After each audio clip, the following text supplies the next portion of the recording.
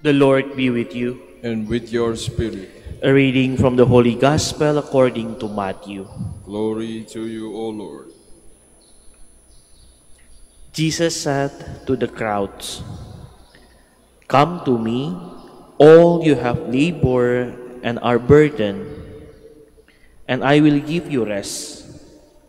Take my yoke upon you and learn from me, for I am meek and humble of heart, and you will find rest for yourselves.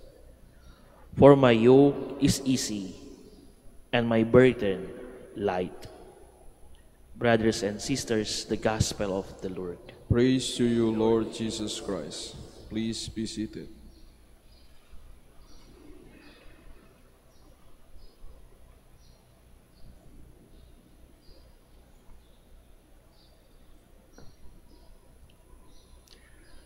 Alam ng Panginoon na tayong mga tao ay madaling mapagod. Kaya sabi niya, "Halika kayo, lumapit kayo sa akin at bibigyan ko kayo ng pahinga. Come to me and I will give you rest." Lumapit kayo sa akin. Hindi na sinabing pagod kayo, magpahinga kayo, magbakasyon kayo, punta kayo ng Baguio, punta kayo ng beach, punta kayo ng Boracay, magliwaliw kayo sa mall. Hindi. Come to me. He's calling us not to a place, but to His person. Lumapit kayo sa akin. Sapagkat sa paglapit nyo sa akin, bibigyan ko kayo ng tunay na pahinga. Maging panatag ang inyong kalooban at magkakaroon ng kapayapaan ang inyong isipan. Mawala ang inyong takot, ang inyong pangamba, ang inyong pagkabalisa. Makakatulog kayo ng mahimbing sa gabi at gigising kayong masigla sa umaga. Magaan ang katawan, maaliwalas ang mukha, may mangiti sa inyong mga labi.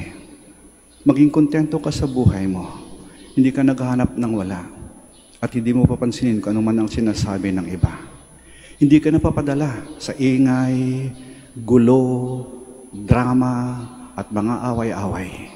Maging simple at tahimik ang buhay mo. Kahit hindi ka mayaman, hindi ka rin naghihikahos. At nagpapasalamat ka lagi sa lahat ng mga biyayang iyong tinatanggap. At ginagamit mo ng wasto ang bunga ng iyong pinagpaguran. Kahit marami kang ginagawa, kahit abala ka, may panahon ka pa upang tumulong sa iba. At kahit may sakit ka, may naramdaman ka, hindi ka nasisiraan ng loob. Alam mong hindi ka pabayaan ng Diyos. At kahit marami kang dinadala, pinapasang mga problema, hindi ka nawalan ng pag-asa. Nagiging matapang ka.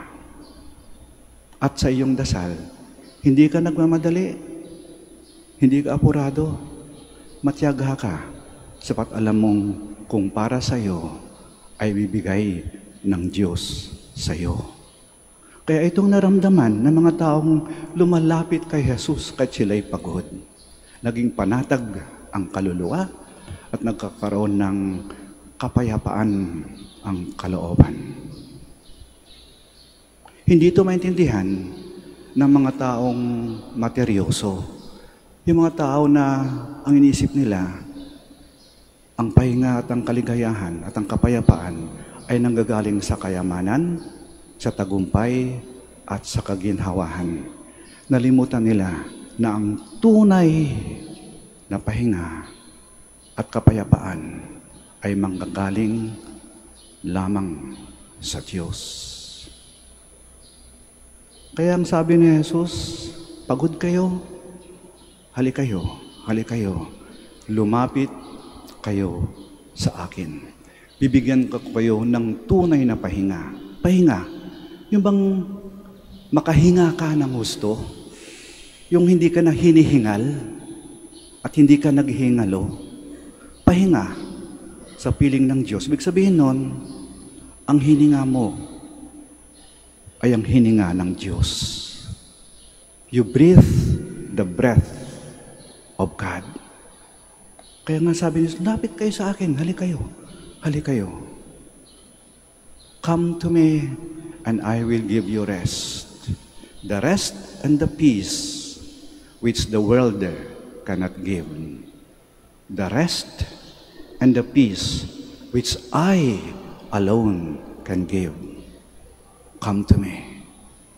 Come to me.